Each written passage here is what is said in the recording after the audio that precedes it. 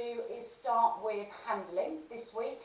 Various things coming up this week, and one you'll probably be particularly interested in is the recall training, which we're going to do later on in the week. So, welcome for those who've not met me before, it's Di Martin, and today we're going to talk about just basic handling exercises that I do with my puppies. Now, just as a reminder, last week I mentioned about your puppy forming emotions based on patterns and pictures. Okay, so when you're new to owning dogs and your puppy is doing something that you don't want them to do, an action you might be taking is approaching them to stop them. And usually that stopping them involves your hands being in the equation. Also, if they put things in their mouth that are either of value to you or that you consider as potentially dangerous, that you might be going up and physically opening the puppy's mouth and removing those items. Now, I'm going to talk to you about a little stone story because most of my clients do have problems with puppies picking up stones in the garden. Okay, I have an area with stones and I tend to do a lot of management of that by putting rubber sheeting over it, but there are areas you won't be able to manage. So, think of this from the puppy's point of view. The puppy picks up a stone, you consider it as dangerous, so you walk over to it, open its mouth and take it. Now you get away with it the first time, and maybe the second time, but remember they're learning in patterns. So by the third time, as you approach them, the puppy knows exactly what you're going to do, so then they run off with the stone. Okay, you chase them, eventually you get hold of the puppy and you manage to take the stone off of them. Think what the puppy has learned from this experience. Okay, now these stones you've turned into gold bars. Okay, because if you want them all, they must be of value. And if I pick them up, there's a great chase game on offer. So now I'm beginning to teach the puppy attention-seeking behaviours. What I've also taught the puppy, which you might not have thought about, is that I'm a potential threat to you if you have something in your mouth. Now that's going to affect your toy play as well. And a lot of my clients do like to play with balls early on with their dogs, but if you roll a ball and the puppy comes back, what's the first action you're going to do when they come back? You're going to try and take it. So you're presenting this picture to the puppy again, of which they might kind of back off. Of course, we're teaching them to play and interact with us. And we're playing, I think we're either doing this week or next week. Okay, that can potentially, if they're seeing you as a threat, that's not a good feeling for them to have and a good emotion. Okay, that's not good for your overall relationship with the puppy. But also, with some dogs, you could potentially go on and get possessiveness problems and then potentially guarding. But think of how many times you present this picture to the puppy. Okay, and we definitely want the puppy to see that as a positive picture. So if you have been doing all of those things, don't worry. Okay, you're learning and developing skills. So it's often easier sometimes to give them negative feedback and not see the whole picture of what the dog is learning through that interaction. But hopefully I'm going to help you here today with some tools and techniques to kind of undo that and be a little bit more proactive in your training. So one exercise I do, and I appreciate this might be a little bit difficult to see me and the puppy in this scenario, but I do a lot throughout the day. I'm just going to grab some food, where I approach my puppy when they're doing different things. So she's into her snuffle mat. You can see she's already come off the snuffle mat because she knows mummy's doing an approach and feed. So basically the dog could be doing anything. It could be doing nothing. It could be relaxing. Okay, it could be playing with its toys. Now if you have done a little bit of removing things from its mouth, you might see that when it's got something that you consider to be of value and you approach to feed it, it might already be running off. So teach it out of that context first, if you can. Okay, so if she was doing nothing, I'm just coming in. Another reason why I use my bowl hand, I'm just coming in and kind of approaching the puppy and feeding. And this is something that I will do all day long throughout the day. Okay, I will also do, and I pretty much do this most days, I'm going to do a little bit of standing with her. To get the stand, feed with the head level. Okay, so you can see she's taken up that stand position. And what I'm doing is just drip feeding her treats there. And I'm just slowly going to run my hands over the puppy. Okay, I might look in her ears. If she wiggles about a bit, I just bring her back in. And if she stops eating for any reason, okay, I'm going to stop what I'm doing. I tend to do it on a platform only because I do a lot of platform work with my puppies. Okay, so I'm going to be able to go down, touch her legs, pick up the paw, locate the claw, and I'm locating handled. Okay, we might take the scruff, ready for vaccination. Lift up the tail, ready for temperature taking. If your dog's got a tail, good baby. Now another way you can do this, you can see I'm drip feeding her all the time, which might be difficult with some dogs if you haven't got round to teaching your puppy yet how to take food gently and to use their tongue. Another alternative is some of these squirty tubes. She's not tasted this one before, it's fish, we'll see if she likes it. So there's several of these squirty tubes I get. There's a liver paste and a fish one that I use. This is the first time she's had fish. She usually likes fish, she's got salmon in her. No, she decided she doesn't like that one. Okay, liver paste one she really, really likes. But that's another way of doing it. So you're just teaching them to lick on the stick. I'm just going to go for a little bit more food here. This is what she prefers. Obviously, Mum is giving her the higher value stuff first. Okay, but that would be a way. Obviously, the puppy could be biting at your hand here, and I don't want to kind of teach biting. She's pretty good in that she uses her tongue. Okay, so that's not hurting me at all. But if it was hurting, you know, I could even use a stuffed Kong kind of fill up. Okay, so just stand on that mat, have some hands in. Good, baby. Okay, good. Baby.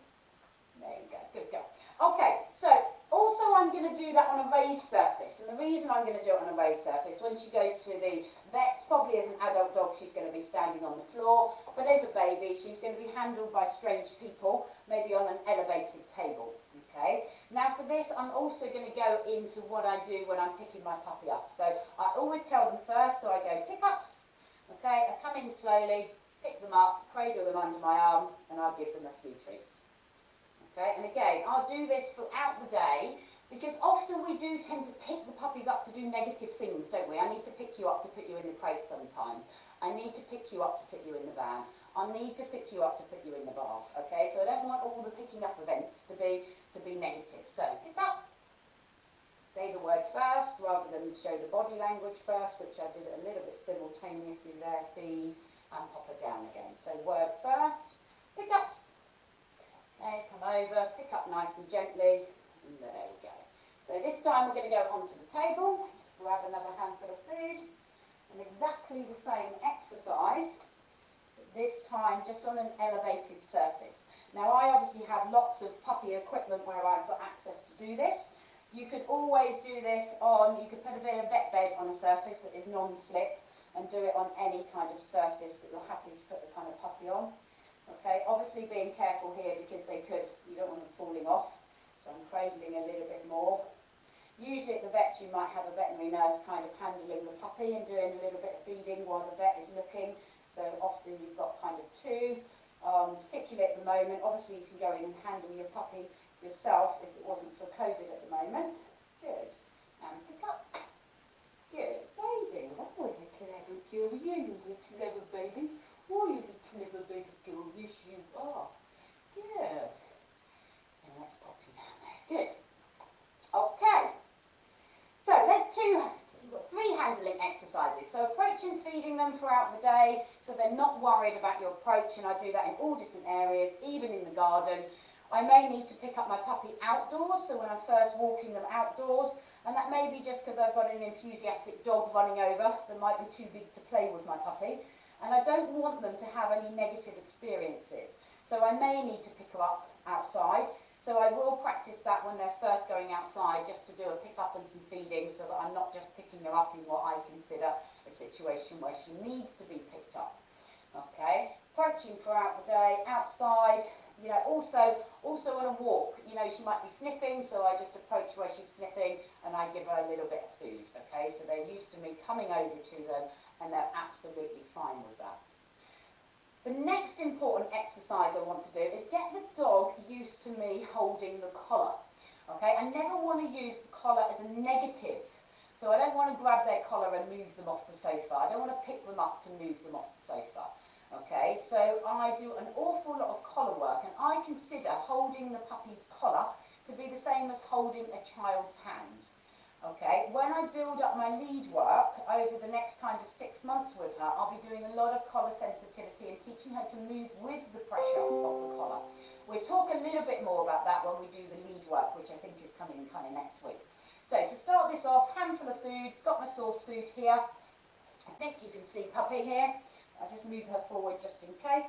Okay, so what I'm going to do is come in simultaneously with my hand, just touching her on the side of the face as I feed her. So I'm doing it simultaneously to start with, and then this hand's going to come in, touch, yep, and then I'm going to mark her. Yep, yep. Good. Now I'm going to come down, touch the collar, yep, and down, touch the collar, yep. You want to read your puppy's body language a lot here. Yep, you can see that there's no body language coming in there, that there's any worry. Yep, okay, because she's never been handled, yep, in any way which would cause her to worry. But if you've already, yep, pulled your puppy off the sofa by the collar or pulled them by the collar into the crate, then you may have some negatives. Yep, okay, so you may need to work through this process a lot slower. So I'm watching her ear position, I'm watching whether that head's moving away from my hand or whether she's happy with it coming into the hand. Okay, so we do a little yip. Okay, come down, touch the collar, yip. Touch the collar, yip. Touch the collar, yip. And she's not ready. I've never really done the next stage with her. Okay, she has a little squeak then about noise outside, yip. Okay, now I'm just going to hold the collar, yip. Come in and hold the collar, yip. Hold the collar, yip. Good. And as I say, she's not ready for the next stage, but the next stage, whoosh, good baby. The next stage I would do from there is I would hold the collar and pop them into a sit and do a duration behaviour. Okay, so the collar, if I'm stood still, just means to sit there and mummy's feeding you nice and calmly. Okay, that might be something that I would use as a tool outside when I'm on a walk, just as a way of distracting or kind of calming the puppy in situations where I'm going past kind of different things in the environment. Good baby. For those that haven't met, this is little Mex, okay, and she's 10 weeks old, and she's going to the vets for her vaccination tomorrow, so a little bit of practice of this is really good. So this is something that I would do with your puppies before they go for a health check. Ideally, once you've got them at 8 weeks old, they have been to the vets already for their vaccinations, but I've always put them into the vets for a health check, do a lot of pre-work on this prior to them going to the vets, and I also include a kind of second person in that handling, so they're getting used to the kind of veterinary situation. So that by the time she goes to the vets for her vaccination tomorrow, you know, she's used to this kind of picture. Okay, so lots of little daily handling exercises to do, okay. All of these exercises are really just helping your puppy gain trust in your handling, which is really important for your overall relationship and then building confidence.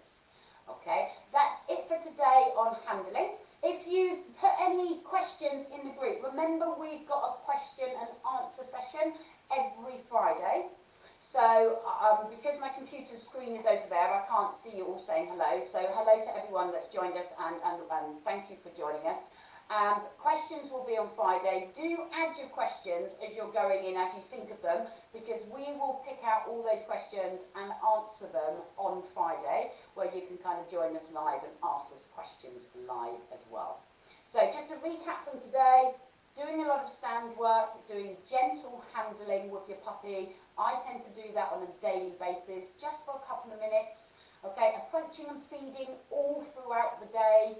Remember your pickups have got to be seen as positive, so you can do a pickup, tell them what you're doing, pick them up, give them a little piece of food, pop them down a bit. Remember to do some work on elevated surfaces before they go into the vets, and start off some collar handling.